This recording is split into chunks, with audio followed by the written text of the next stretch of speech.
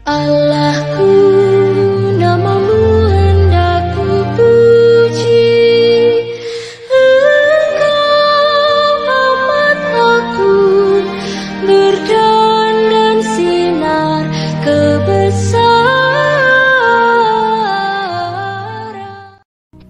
Ester pasal 6. Pada malam itu juga raja tidak dapat tidur. Maka bertitahlah baginda membawa kitab pencatatan sejarah, lalu dibacakan di hadapan raja. Dan di situ didapati suatu catatan tentang Mordekai yang pernah memberitahukan bahwa Bigtan dan Teresai, dua orang sida-sida raja yang termasuk golongan penjaga pintu, telah berikhtiar membunuh Raja Ahasuerus. Maka bertanyalah Raja Ahasuerus, dan kebesaran apakah yang dianugerahkan kepada Mordekai oleh sebab perkara itu? Jawab para biduanda raja yang bertugas pada baginda, kepadanya tidak dianugerahkan suatu apapun. Maka bertanyalah raja, siapakah itu yang ada di pelataran? Pada waktu itu Haman baru datang di pelataran luar istana raja untuk memberitahukan kepada baginda bahwa ia hendak menyulakan Mordekai pada tiang yang sudah didirikannya untuk dia. Lalu jawab para biduanda raja kepada baginda, itulah Haman. Ia berdiri di pelataran. Maka titah raja, suruhlah dia masuk. Setelah Haman masuk, bertanyalah raja kepadanya, apakah yang harus dilakukan kepada orang yang raja berkenan menghormatinya? Kata Haman dalam hatinya, kepada siapa lagi raja berkenan menganugerahkan kehormatan lebih dari kepadaku?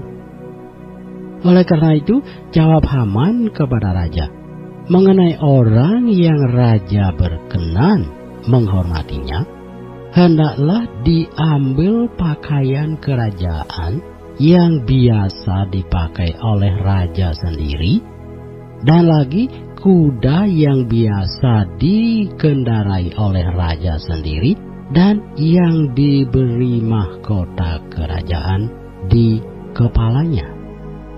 Dan hendaklah diserahkan pakaian dan kuda itu ke tangan seorang dari antara para pembesar raja, orang-orang bangsawan, lalu hendaklah pakaian itu dikenakan kepada orang yang raja berkenan menghormatinya.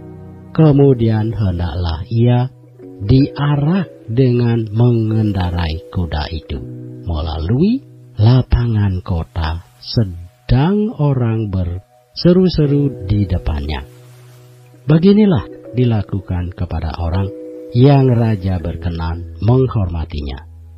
Maka titah raja kepada Haman, segera ambillah pakaian dan kuda itu, seperti yang kau katakan itu, dan lakukanlah demikian kepada Mordekai, orang Yahudi yang duduk di pintu gerbang istana.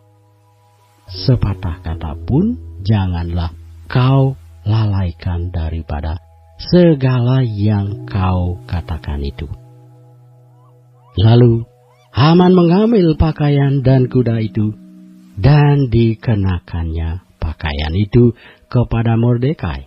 Kemudian diaraknya Mordekai melalui lapangan kota itu, sedang ia menyerukan di depannya, beginilah dilakukan kepada orang yang raja berkenan menghormatinya.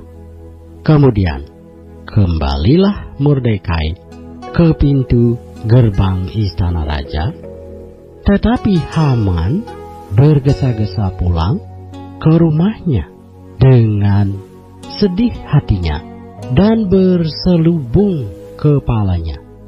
Dan Haman menceritakan kepada Seresai, istrinya, dan kepada semua sahabatnya apa yang dialaminya. Maka kata para orang arif bijaksana dan Seresai istrinya kepadanya, "Jikalau Mordekai yang di depannya engkau sudah mulai jatuh adalah keturunan Yahudi, maka engkau tidak akan sanggup melawan dia. Malahan engkau akan jatuh benar-benar di depannya." Selagi mereka itu bercakap-cakap dengan dia, datanglah sida-sida raja, lalu mengantarkan Haman dengan segera ke perjamuan yang diadakan oleh Ester.